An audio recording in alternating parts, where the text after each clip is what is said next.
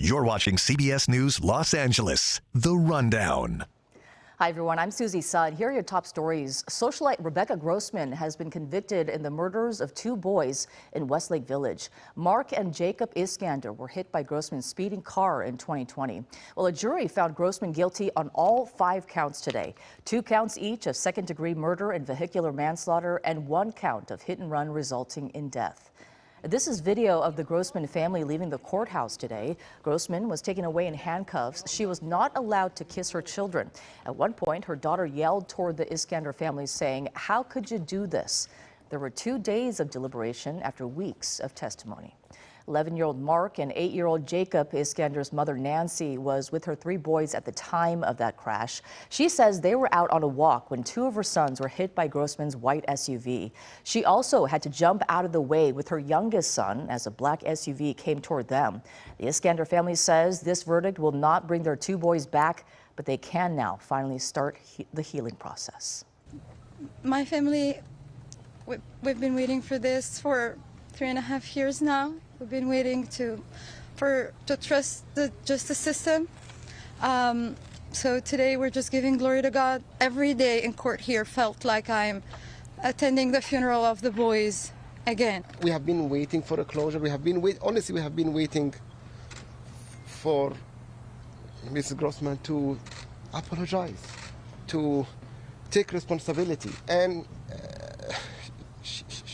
she just chose to fight it to the end, and it was heartbreaking. Well, Grossman faces decades in prison. She'll be sentenced in April. Her legal team says they did not expect the verdict and to plan to appeal. We will have much more on the story tonight at 9 o'clock. Meanwhile, a day of testimony from first responders and crime scene technicians who arrived at the Rust movie set the day a crew member was shot and killed. Armorer Hannah Gutierrez Reed is on trial now for her alleged role in the handling of the gun that Alec Baldwin used when cinematographer Helena Hutchins was shot. A former Santa Fe County Sheriff's lieutenant who arrived on set that day took the stand. Prosecutors showed his body cam video of the chaos inside the church following the shooting and the reaction of Gutierrez Reed outside. Okay, now, so this is the one I'm pretty sure is that's the one, and okay, sorry. You're okay, sorry. Just relax, So scared. You're all right, just relax. Well, prosecutors say Gutierrez Reed's unprofessionalism led to violations that resulted in Hutchins' death. Her lawyers argue she's being made a scapegoat for the incompetence of others. The trial is expected to last 2 weeks. Turning now to our forecast, a live look at LAX. Enjoy the nice and dry conditions this weekend because we could have some more wet weather ahead. KCAL News meteorologist Evelyn Taft is tracking the latest conditions and what's ahead in your next weather. Ev. Getting a look at our weather headlines. We're warming up as we head into the weekend. Above average temperatures in the 70s, wind advisories, breezy Santa Ana winds, at least for now, and then rain and mountain snow returning Monday into early Tuesday at this point. Doesn't look to be a big rainmaker or a big snowmaker, an inch at most, but right now some forecast models forecasting about 1/4 of an inch, so not enough to cause flooding, very minor compared to what we've seen with these last 2 storms that came in. Not an atmospheric river here, really a lot less moisture. So you will see a beautiful weekend with 70s by Sunday, partly cloudy by Monday, a chance of rain into early Tuesday, then drier by Wednesday, Thursday, and Friday. As we check out the valleys, you'll see 70s turning to 60s, then back up to the 70s by Thursday and Friday. And we're getting a look at the IE. We're in the 70s and 60s. But more importantly, we're looking at that chance of rain Monday into early Tuesday. Until then, nothing but sunshine and 70s for our Saturday and for our Sunday as well.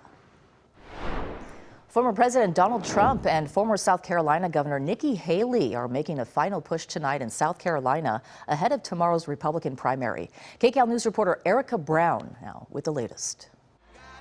Former President Donald Trump packed a stadium in Rock Hill, South Carolina Friday on the eve of the state's Republican primary. And honestly, we're not very worried about tomorrow. We want to aim toward a time called November 5th. Polling shows Trump holds a double-digit lead over the state's former governor, Nikki Haley, who is vowing to stay in the race no matter Saturday's results. Are we really going to say that we're at a point in time where the best we can do are 2 candidates in their 80s? Top Republicans tell CBS News they're urging Haley to carry on as Trump faces multiple legal challenges. Saturday, South Carolina voters will weigh in at the polls. Nikki Haley, she'll try to get people to work together to get things done instead of creating problems, name calling. I'm tired of it.